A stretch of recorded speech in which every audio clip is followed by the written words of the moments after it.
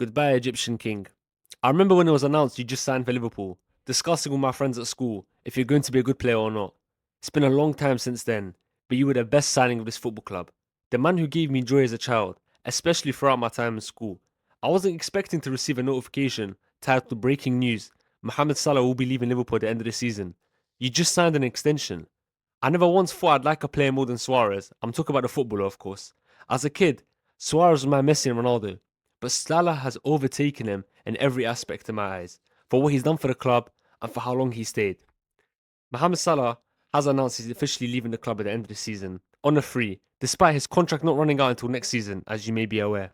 Almost 9 years at the club, multiple records broken, and irreplaceable to say the least. Let's go all the way back to 2017, when it was announced Liverpool had bought former Chelsea flop Salah from Roma for £34 million. He had two great seasons at the Italian club and earned himself a move back to the Premier League, rightfully so.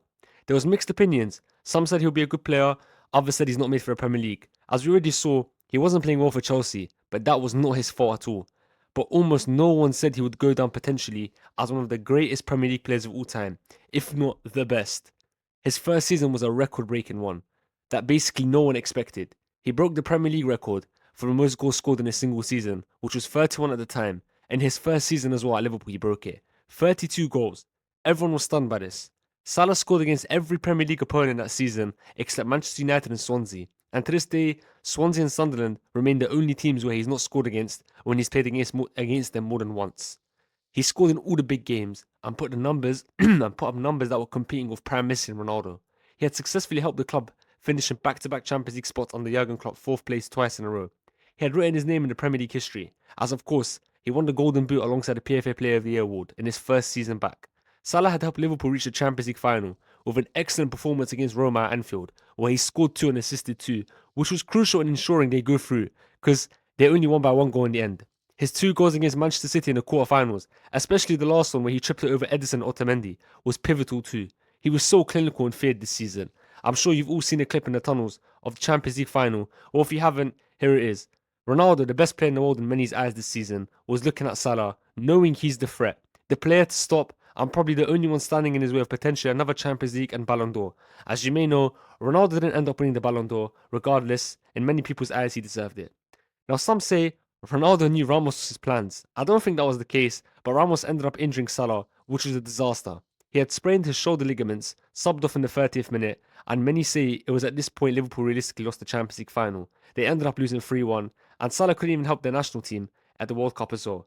It was a sad summer for him. He would have liked to have joined in the World Cup, but he played it for an injury and Egypt got knocked out. Now, Salah had the best season of any player in Premier League history at this point. In many people's eyes, this was before Haaland announced himself to the world, by the way. However, questions rose. Could he do it again, or was he a one-season wonder? 8 years on from then, he's won 2 Premier Leagues, 2 Carabao Cups, 1 Champions League, 1 FA Cup, 1 Community Shield, 1 UEFA Cup, 3 more Golden Boots to his name, 2 Playmaker of the Year awards, 2 more PFA Player of the Year awards, highest African scorer in Europe and the Premier League, most amount of goals scored in the derby between Liverpool and United, first player in Premier League history to score a hat-trick at Old Trafford, second most goals and assists against the Big Six, only 3 behind Shearer. He could end up breaking that too. Fourth most goals scored in Premier League history. Third most goal contributions in Premier League history. First player to ever win the PFA Player of the Year award, Golden Boot and Playmaker of the Year award in one single season. Most goal contributions in a Premier League season by a player, 47, surpassing Haaland's 44. Most European goals for Liverpool in Europe and in the Premier League. The most Player of the Month awards in Premier League history with 7, alongside Aguero and Kane. 4 Golden Boots, the most in Premier League history. The most goals or assists by an African in the Premier League. Mohamed Salah, you're an all-timer, and you won't be forgotten in Premier League history. Hopefully you win the Champions League and FA Cup as a farewell. A club legend, a Premier League legend, a footballing legend. And it's a joke that he's a 9-season wonder. He went on to prove he's not a 1-season wonder, but he didn't only go ahead and do that. He cemented himself in football history.